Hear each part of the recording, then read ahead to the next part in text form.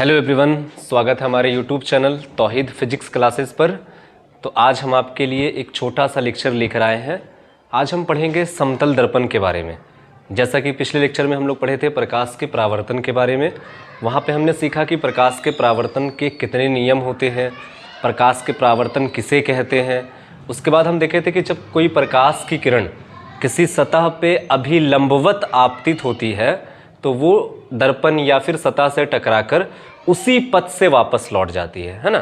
तो आज हम कुछ इस्तेमाल भी करेंगे प्रकाश के परावर्तन का, जो चीज़ हमने पिछले लेक्चर में सीखा था। ठीक है, तो जल्दी से हेडिंग लगा लीजिए, समतल दर्पण के द्वारा बना प्रतिबिंब या प्रतिबिंब का निर्माण। समतल दर्पण के द्वारा प्रतिबिंब का निर्माण, प्रतिबिंब का निर्माण। देखो, समतल दर्पण तो सब देखा है ना, बिना समतल दर्पण देखे घर से बाहर तो नहीं निकलते हैं सर, है ना। तो समतल दर्पण हम लोग सब देखे हैं, रोज देखते हैं, है ना। तो एक्चुअल में जब मान लो कि जैसे मान लेते हैं कि एक समतल दर्पण है, ठीक है, समतल दर्पण है। अब यहाँ पे कोई एक ऑब्जेक्ट है, एक छोटा सा ऑब्जेक्ट है, नन्हा सा, है ना, एक चींटी है। अब ये चींटी अगर मान लो ये दर्पण के सामने आ गई तो इसका प्रतिबिंब कहाँ पे बनेगा, प्रतिबिंब कैसा बनेगा, वास्तविक बनेगा या फिर आभासी बनेगा, प्रतिबिंब का साइज क्या होगा, ये सारा कुछ पे चर्चा करेंगे। ठीक है, तो मान लो कि एक ऑब्जेक्ट है O, तो इस O का इमेज कहाँ पे बनेगा देखते हैं। मान लो O से एक प्रकाश की किरण ऐसे गई और दर्पण से टकराने के बाद वो इधर लौट गई, इधर से गई आपतित किरण, टकराने के बाद इधर परावर्तित हो गई। उसके बाद मान लेते हैं कि कोई दूसरा किरण है जो ऐसे गई, दर्पण से टकराने के बाद इधर वापस आ गई, ये तो मिला ही नहीं। हम क्या जानते हैं कि प्रतिबिंब, हम क्या जानते हैं प्रतिबिंब किसे कहते हैं। तो आंसर है कि अगर कोई वस्तु से आने वाली प्रकाश की किरण दर्पण हो या फिर लेंस हो, ठीक है, उससे टकरा करके या अपवर्तित होकर जिस बिंदु पर मिल जाए उसको हम प्रतिबिंब कहते हैं, या फिर मिलती हुई प्रतीत हो, या तो वास्तव में मिल जाए, अगर वास्तव में मिल रही तो वास्तविक प्रतिबिंब, और मिलाना पड़ रहा है तो हम उसको कहते हैं आभासी प्रतिबिंब। तो ये तो मिला नहीं, ये एक रे इधर निकल गई, एक रे इधर निकल गई। अब इसको हम मिलाएंगे, पीछे थोड़ा से बढ़ा करके मिलाते हैं और देखते हैं ये कहाँ पे जा करके मिलती है। ठीक है, तो इसको अगर हम इस रे को पीछे बढ़ाएंगे तो ये रे कुछ ऐसे जाएगी, और इस रे को पीछे बढ़ाएंगे तो ये रे कुछ ऐसे जाएगी, और शायद ये वाला पॉइंट पे जा करके ये दोनों के दोनों रे इंटरसेक्ट करती है। यहाँ पे आने के बाद दोनों के दोनों रे आपस में मिल जा रही है ना। तो हम कहेंगे कि इस O ऑब्जेक्ट का इस पॉइंट पर इमेज दिखेगा। ये हम ऐसा कहते इसलिए है क्योंकि यहाँ पे अगर हम आई को फिक्स करके देखें, आंख को, ह्यूमन आई तो इतना बड़ा हो नहीं सकता है, तो मान लो कि भैंस का आंख यहाँ पे लगाए हैं और इससे जब हम देखेंगे तो हमको ऐसा प्रतीत होगा कि ये वाला किरण जो हमारी आंख से जाके टकराएगी, ये वाला किरण जो है वो कहाँ से आ रही, इस पॉइंट से आ रही, और दूसरा जो ये रे है, ये रे भी पीछे बढ़ा करके देखेंगे तो ऐसा लगेगा कि ये रे भी यहीं पर से आ रही है ना, ये वाला रे भी यहीं से आ रही और ये वाला रे भी यहीं से आ रही। यानी इस आंख को ये वस्तु दिखाई नहीं देता है, इस आंख को ऐसा लगता है कि वस्तु कहाँ पे है, इस पॉइंट पे रखी हुई है, जबकि ये क्या है, एक्चुअल में इस वस्तु O का आभासी प्रतिबिंब है। कैसा प्रतिबिंब है, आभासी प्रतिबिंब है ना। आई जो है वर्चुअल इमेज है, आभासी प्रतिबिंब है ना बाबू।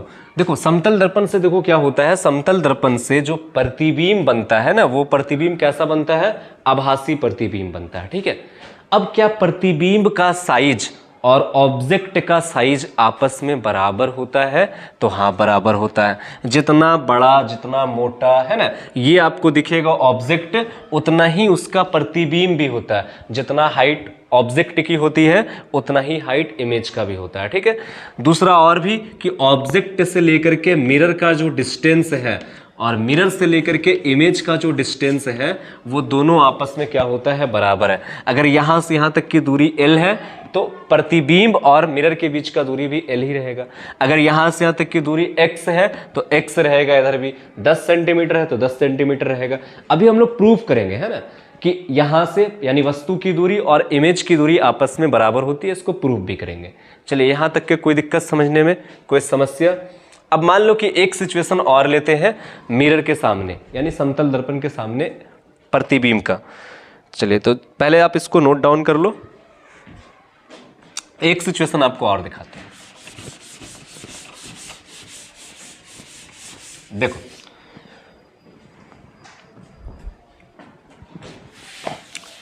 मान लो कि यहां पे एक समतल दर्पण है ना, मिरर है। ये घर वाला मिरर है जो आपके घर में लगा हुआ है, ठीक है, सबके घर में लगा हुआ है ना। अब मान लेते हैं कि इस मिरर के सामने में एक सुंदर कन्या है ना, सुंदर कन्या यहाँ पे खड़ी है, ठीक है। मान लो सुंदर कन्या है, ठीक है। अब ये आईना में अपना चेहरा देखना चाह रही है, ठीक है। तो जैसे ये समतल दर्पण के सामने खड़ी होती है तो अगर हम दो रे की बात करें, एक रे यहां से ले और एक रे यहां से ले। देखो इमेज बनाने के लिए कम से कम दो रे की आवश्यकता होती है। ऐसे तो लाखों हजारों करोड़ों में मतलब यहां से रे गुजरती होगी, लेकिन कम से कम हमको कितना रे लेना है, दो रे। और वो दोनों रे को देखना है कि कहां पे मिलती है, जहां पे मिलेगी वहीं पर उसका इमेज बनने वाला है, ठीक है। तो मान लो कि इस सुंदर कन्या से दो रे एक पैर से होकर के गुजर रही और एक रे हम ले लेते हैं इसके सर से होकर के गुजर रही है, ठीक है।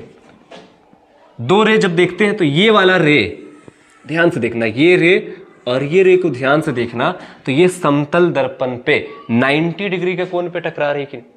दर्पण ऐसे रखा हुआ है, ठीक है, दर्पण ये ऐसे है, दर्पण खड़ा है सीधा ऐसे, और जो रे जा रही है वो यहाँ पे एंगल कितना बना रही, 90 डिग्री बना रही। अब आपको पता है कि जब कोई दर्पण पे कोई प्रकाश की किरण अभिलंबवत आपतित होती है, ये अभिलंबवत आपतित हो रही है, तो दर्पण से टकराने के बाद दोनों के दोनों रे उसी दिशा में वापस लौट जाती है, वापस लौट जाएगी। यानी पैर से जो किरण जा रही वो पैर पे आके लौट जाएगी, सर से जो किरण जा रही जो सीधा जो अभिलंबवत जा रही है वो। हो सकता है कि कुछ रे ऐसा भी होगा जो इधर जा रहा होगा, कुछ रे ऐसा भी होगा जो इधर जा रहा होगा, ठीक है। तो ये दोनों के दोनों रे ये टकराने के बाद इधर लौट जाएगा और ये टकराने के बाद इधर लौट जाएगा। अब देखना यह है कि इस सुंदर कन्या का मिरर में इमेज कहाँ पे बनेगा। तो मिरर में इमेज बनाने के लिए हम लोग देखेंगे कि ये वाला रे और ये वाला रे कहाँ पे मिलती प्रतीत होती है, क्योंकि समतल दर्पण से कैसा प्रतिबिंब बनता है, आभासी। कैसा प्रतिबिंब बनता है, आभासी। और आभासी प्रतिबिंब तो मिलती नहीं है, मिलाना पड़ता है ना। तो मिलाते हैं, तो अगर इसको हम मिला करके देखें बहुत अच्छे से तो हो सकता है कि ये वाला रे जो है कुछ इधर जा रहा होगा और ये वाला रे जो है कुछ इधर आ रहा होगा, ठीक है। यानी इस पॉइंट पर आकर के इंटरसेक्ट करेगी, यहां पर आकर के ये मिलेगी, ठीक है। अब इसको हम ऐसे नहीं मिलाएंगे क्योंकि ये एक पॉइंट ऑब्जेक्ट के लिए हो जाएगा, तो हम इसके ठीक सीधा में, अभी आपको रूल हम सिखाएंगे, इसके ठीक सीधा में एक लाइन हम यहाँ पे खींच लेते हैं और ये वाला रे को हम ऐसे मिलाते हैं, क्योंकि सर को सर में मिलाना है और पैर को पैर में मिलाना है। तो जस्ट लाइक ये वाला हिस्सा जो फेस जो है यहाँ दिखेगा आपको, और कुछ ये ऐसा आपके पास इमेज दिखने वाला है, ठीक है, ऐसा इमेज दिखने वाला। यानी जो भी हम हो या कोई भी हो, मिरर के सामने जब खड़े होते हैं तो हमारे पूरे शरीर से कई सारे प्रकाश की किरण निकलती है। दर्पण से टकराने के बाद कुछ रे हमारी आंख पे आके गिरती है, कुछ रे ऐसे निकल जाता है। तो जो रे हमारे आंख पे आकर के गिरेगी तो उससे हम देख पाते हैं कि हमारा चेहरा कहाँ पे बन रहा। जो रे इधर उधर चल जा रही उससे हमको कोई मतलब नहीं है ना। तो एक्चुअल में क्या होता है कि मान ले थोड़ा देर के लिए कि हमारी आंख जो है, हमारी नहीं, इस सुंदर कन्या की आंख जो है सर के ऊपर है, ठीक है। तो यहां से प्रकाश की किरण गई, वापस यहीं पे आई, उसको दिख गया कि हमारा चेहरा यहाँ पे बन रहा, पैर को दिख गया कि यहाँ पे बन रहा, ठीक है। यानी कि कहने का मतलब है कि एक आंख रे ऐसे भी जा रहा होगा परावर्तित होकर के, फिर इधर मिल गया, ठीक है। तो इस तरह से हमारा इमेज बनता है, और ये इमेज कैसा इमेज बनता है, तो आभासी प्रतिबिंब बनता है, ठीक है। चलिए, आई होप क्लियर होगा, आगे बढ़ते हैं। अच्छा, एक चीज और कि समतल दर्पण से वस्तु की दूरी और प्रतिबिंब की दूरी आपस में क्या होता है, बराबर होता है। अगर मान लो कि यहां से x डिस्टेंस पे आगे है, यानी मिरर से ये सुंदर कन्या या जो भी ऑब्जेक्ट जो है x दूरी पे है, तो मिरर से इसका इमेज भी कितना दूरी पे बनेगा, x दूरी पर ही बनेगा। देखते हैं इसको प्रूफ करके देखते हैं कि कैसे ये मिरर का डिस्टेंस, मिरर से ऑब्जेक्ट का डिस्टेंस और मिरर से इमेज का डिस्टेंस आपस में बराबर होता है ना। तो आप एक पॉइंट बना करके लिख लेना कि समतल दर्पण से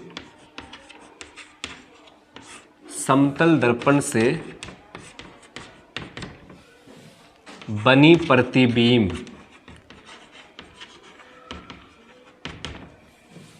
की दर्पण से दूरी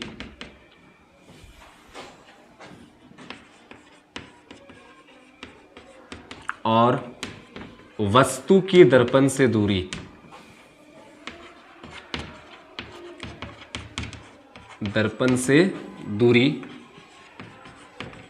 आपस में बराबर होती है। ठीक है, यानी वस्तु की दूरी और प्रतिबिंब की दूरी क्या होता है, आपस में बराबर होता है। देखते हैं इस चीज को प्रूफ करके। मान लो मेरे पास एक समतल दर्पण है, मानने में क्या जाता है हमारा, है ना, कुछ भी मान लेंगे।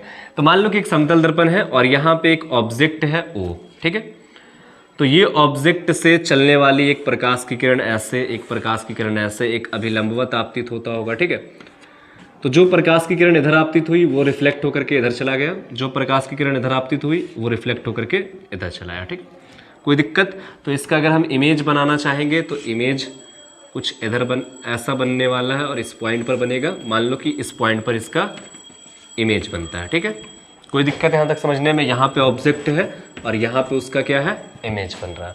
आपको प्रूफ करके ये बताना है कि मिरर से ऑब्जेक्ट का डिस्टेंस, मिरर से वस्तु का दूरी और मिरर से प्रतिबिंब का दूरी दोनों आपस में बराबर होना चाहिए। ठीक है, इसको हम लोग प्रूफ कर रहे हैं, ये चीज हम लोग प्रूफ करके दिखाएंगे। ठीक है, कि मिरर से ऑब्जेक्ट का डिस्टेंस और मिरर से इमेज का डिस्टेंस, मान लो कि मिरर से ऑब्जेक्ट का जो डिस्टेंस है वो डिस्टेंस x है। ठीक है, और मिरर से जो इमेज बन रहा है, इमेज का डिस्टेंस, वो डिस्टेंस को हम x डैश मान लेते हैं।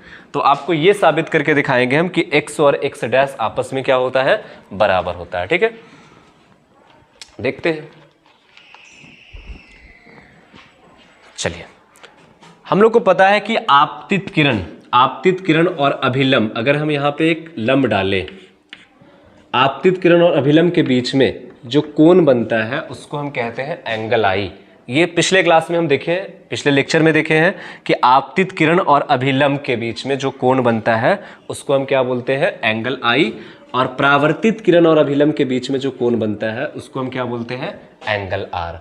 कोई दिक्कत यहाँ तक समझने में? कोई समस्या नहीं है। ठीक है, अब देखो यहाँ अगर एंगल आई बन रहा है तो ये लाइन भी पैरेलल है और ये लाइन भी पैरेलल, मतलब ये लाइन और ये लाइन दोनों के दोनों, ये लाइन भी दर्पण पे 90 डिग्री का कोण बना रही, ये लाइन भी दर्पण पे 90 डिग्री का कोण बना रही। इसका मतलब दोनों के दोनों रेखा समांतर है। तो जब दोनों की दोनों रेखा समांतर है तो ये वाला आई जो यहाँ पे कोण बन रहा, तो एकांतर कोण से, अल्टरनेटिव एंगल से ये वाला एंगल आई, तो ये भी एंगल कितना बनेगा, आई। कोई दिक्कत समझने में? कोई दिक्कत नहीं है। ठीक है, अब देखो यहाँ एंगल कितना बन गया, आई, यहाँ एंगल कितना है, आई। अब अगर हम इस हिस्से में देखें, अगर बहुत अच्छे से देखें इसको अगर हम एक ट्रायंगल मान ले, कुछ देर के लिए हम इसको क्या मान ले, एक ट्रायंगल मान ले, तो अगर हम इस ट्रायंगल की बात करें, यहाँ O है, यहाँ I है। ठीक है, यहाँ I है, इसका नाम अगर हम कुछ रख दे, सेंटर का नाम, यहाँ पे नाम हम M रख दे, यहाँ पे नाम हम N रख दे, तो देख रहे हैं कि एक ट्रायंगल है MNO और एक ट्रायंगल है MNI। तो हम लोग triangle MNO and triangle MNI पर ही चर्चा करेंगे। तो देख रहे हैं कि यहाँ एंगल आई, यहाँ भी एंगल आई, यहाँ एंगल आर, तो ये वाला लाइन और ये वाला लाइन अभी बताएं समांतर है, तो समांतर लाइन पे दो कोण है ना, समांतर लाइन पे कहीं पर भी हम एंगल खींचेंगे तो वो वाला एंगल आपस में क्या होगा, बराबर होगा। तो ये वाला एंगल आर, तो ये भी एंगल कितना हो जाएगा, आर हो जाएगा। और आर बोले या आई बोले, दोनों बात आपस में क्या है, बराबर है। पहले तो हम ऐसे देख सकते हैं, इसको अगर हम लिखना चाहें तो कैसे कैसे लिखेंगे, इसका नाम हम कुछ और रख देते हैं MNO, इसका नाम हम P रख देते हैं। ठीक है, तो आप बहुत ध्यान से देखो, तो एंगल ONP ONP, ठीक है। उसके बाद हम बात करें एंगल PN और इधर वाले का नाम अगर हम रख दें Q, ठीक है, तो एंगल PNQ दोनों आपस में बराबर है रिफ्लेक्शन के नियम से। ONP एंगल I, उसके बाद PNQ एंगल R, दोनों आपस में क्या है, बराबर है, ठीक है। यहाँ एंगल I है और यहाँ एंगल क्या है, R है। अब हम बहुत ध्यान से देखें तो NOM एंगल I को हम एंगल NOM कह सकते हैं, और यहाँ जो R आपको दिख रहा है ये R जो है NIM कह सकते हैं, एंगल NIM। दोनों के दोनों I और R क्रॉसपॉन्डिंग एंगल, ये दोनों आपस में क्या हो गया, बराबर हो गया, ठीक है। तो एक एंगल बराबर हो गया, इस ट्रायंगल का एक एंगल, इस ट्रायंगल का एक एंगल आपस में बराबर है। उसके बाद अगर हम देखें ये MN, तो MN जो भुजा आपको दिख रही है वो MN भुजा इधर वाले ट्रायंगल के लिए भी है और MN भुजा इधर वाले ट्रायंगल के लिए भी है। तो MN जो है एक कॉमन साइड हो गया ये, ठीक है, दोनों में है।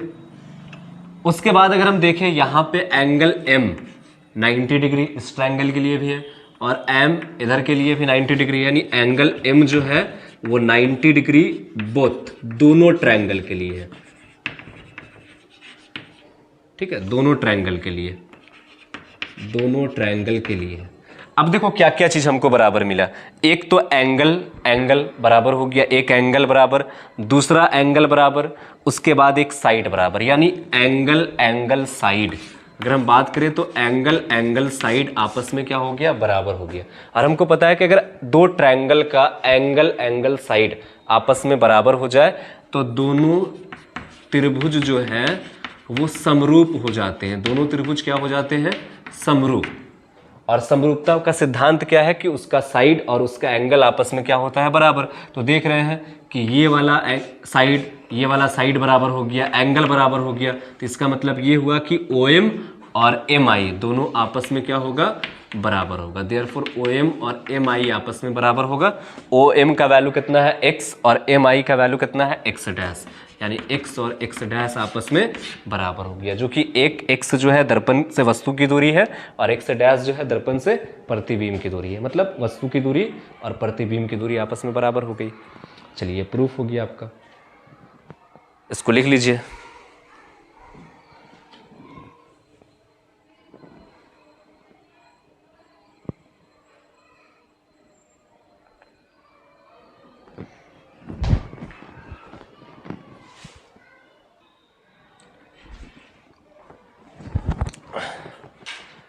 चलिए देखिए, अभी हम लोग क्या सीखे हैं कि दर्पण से वस्तु की दूरी और दर्पण से प्रतिबिंब की दूरी दोनों आपस में क्या होती है, बराबर होती है ना। अब मान लो कि कोई दर्पण जो है, एक समतल दर्पण ले लेते हैं ना, मान लो एक समतल दर्पण ऐसे है,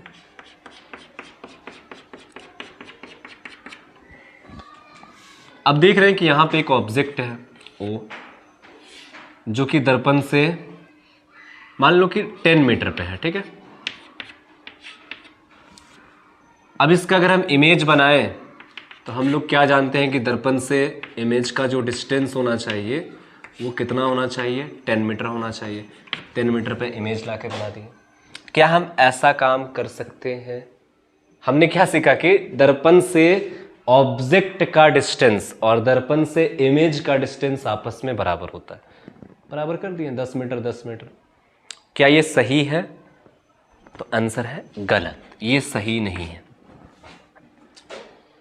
सिर्फ ये जानना जरूरी नहीं है कि दर्पण से वस्तु की दूरी और दर्पण से प्रतिबिंब की दूरी बराबर होती है, बल्कि दर्पण से वस्तु की जो दूरी है वो दूरी का जो लाइन है, यानी दर्पण से वस्तु की दूरी और दर्पण से प्रतिबिंब की जो दूरी है वो लाइन दर्पण को 90 डिग्री के कोण पे काटना चाहिए। अभी हम देखें अगर ये रेखा, तो ये क्या 90 डिग्री पे कट रहा? नहीं। ये क्या 90 डिग्री पे कट रहा? नहीं। तो हमेशा वस्तु और प्रतिबिंब को मिलाने वाली जो रेखा है वो रेखा दर्पण से 90 डिग्री के कोण पे होनी चाहिए, यानी 90 डिग्री पे काटना है। तो अब तो ये गलत हो गया। तो अब इसका इमेज देखो कैसे बनेगा, इस चीज को समझते हैं। लेकिन आप उससे पहले एक पॉइंट ऐड कर लो, नोट पॉइंट करके लिख लो इसको, है ना। नोट पॉइंट करके लिख लो आप कि वस्तु एवं प्रतिबिंब को मिलाने वाली रेखा जो है हमेशा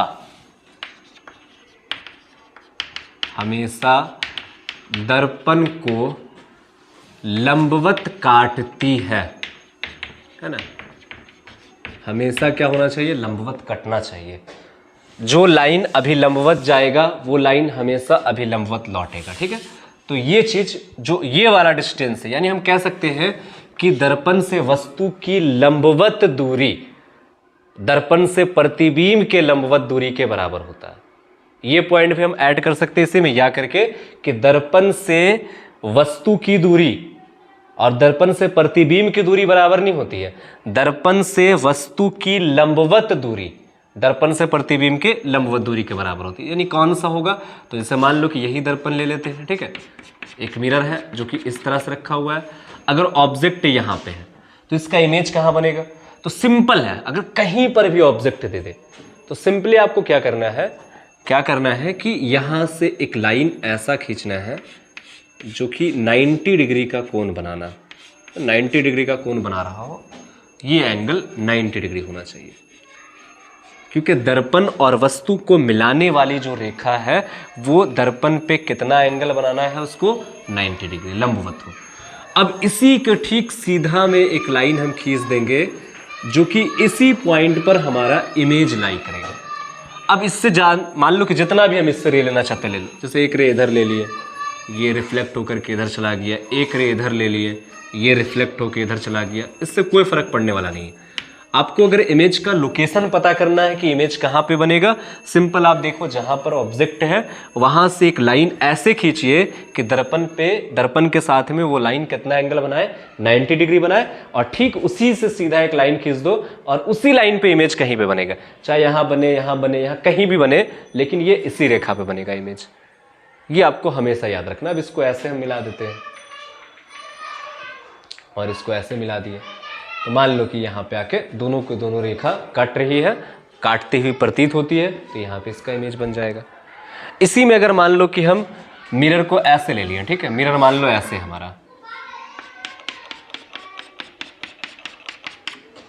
अब इस बार यहाँ पे ऑब्जेक्ट हम रख दिए लाके, अब इसका इमेज कहाँ पे बनेगा, एक बार अपने से ट्राई जरूर करना, ठीक है। अगर मान लो कि ऑब्जेक्ट यहाँ पे है, पता नहीं दिख रहा कि नहीं, इसको और इधर कर देते हैं, ठीक है। चलो मान लो ये मिरर है यहाँ पे और यहाँ पे सपोज ऑब्जेक्ट है, तो इस ऑब्जेक्ट का इमेज कहाँ पे बनेगा। सबसे पहला कदम क्या करना है, पहला कदम आपको उठाना है कि इस ऑब्जेक्ट से आने वाली एक रेखा ऐसी होनी चाहिए जो दर्पण के साथ में कितना एंगल बनाता हो, 90 डिग्री। हम लोग लेंगे जिधर मर्जी इधर मर्जी इधर मर्जी जिधर मर्जी उधर रेखा खींचेंगे, लेकिन एक लाइन ऐसा होना चाहिए जो कि दर्पण के साथ में कितना एंगल बनाए, 90 डिग्री। और इसी लाइन को हम दर्पण के पीछे भी बढ़ा देंगे जिस पे इमेज जाके बनेगा। अब एक रेखा ऐसे खींच लो जो कि रिफ्लेक्ट होकर के हो सकता है इधर चला जाए, एक रेखा ऐसे खींच लो जो कि रिफ्लेक्ट होकर के हो सकता है इधर चले जाए। अब दोनों को अगर हम मिलाएंगे बहुत अच्छे से, दोनों को अगर हम मिलाएंगे बहुत अच्छे से, तो एक रेखा इधर और दूसरा रेखा इधर आके मिल रही, यानी यहाँ पे आके इसका इमेज बन रहा, ऑब्जेक्ट यहाँ, इमेज आके यहाँ बन रहा। यहाँ पे वही फिर से भैंस वाला आँख लगाएंगे तो हमको ऐसा लगेगा कि वो यहाँ नहीं बल्कि यहाँ है, ठीक है, इसका इमेज यहाँ पे बनेगा। तो आपको क्लियर हो जा रहा है ना, मेरे ख्याल से क्लियर हो रहा होगा कि इमेज कैसे बनाना है। तो हमेशा दर्पण जैसे भी रहे, आपको हमेशा ऑब्जेक्ट से एक लाइन ऐसा खींचना है जो कि 90 डिग्री का कोण बनाती है। उसके बाद फिर हम उसी लाइन को पीछे बढ़ा देंगे। उसके बाद जितना रे आपको लेना है उतना रे लो, रिफ्लेक्शन करवाओ और सब के सब रे को पीछे मिलते हुए प्रतीत करके शो करवा दो। ये एक तरह का रे डायग्राम भी आपका हो गया, इसको नोट डाउन कर लो।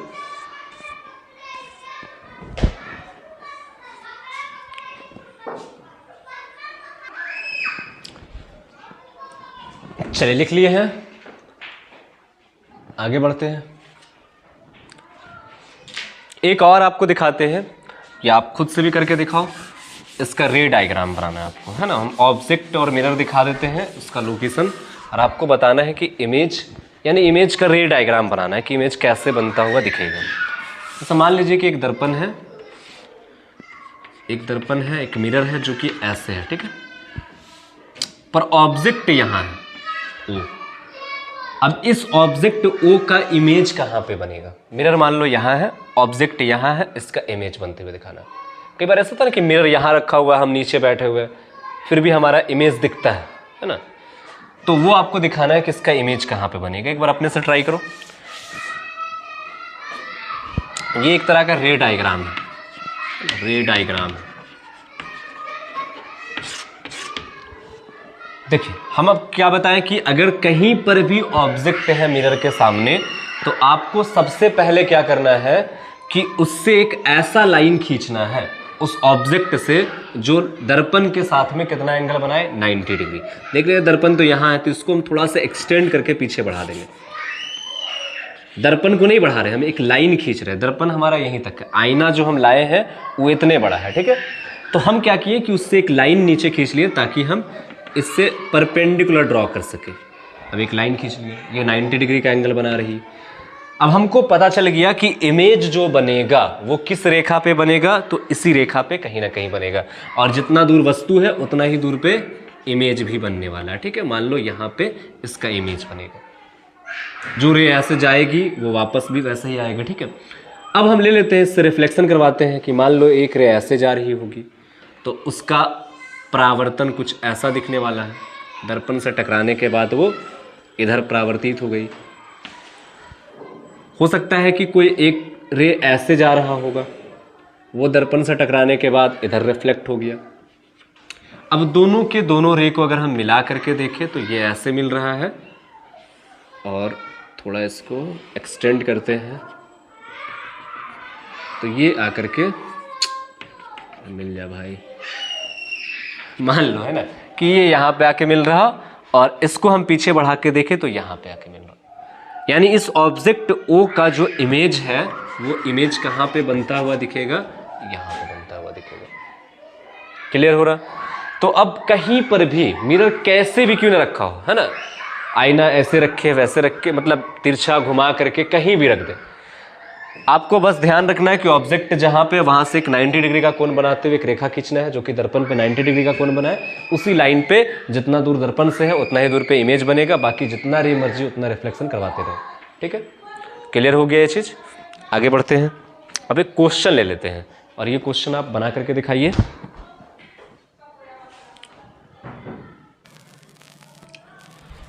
चलिए, क्वेश्चन है ऑप्टिक्स का, पहला सवाल है ना। सवाल पढ़िए और देखिए बना करके। सवाल क्या कह रहा है कि एक समतल दर्पण क्षैतिज के साथ 30 डिग्री का कोण बनाती है।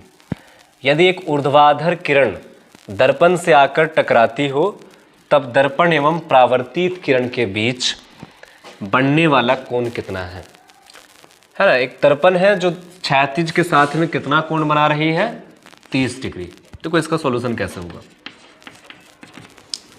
ये मान लो क्षैतिज है और यहाँ पे दर्पण ऐसे कुछ रखी हुई है, ये दर्पण है आपका, ठीक है। और ये दर्पण जो है क्षैतिज के साथ में कितना एंगल बना रही है, 30 डिग्री। कोई दिक्कत?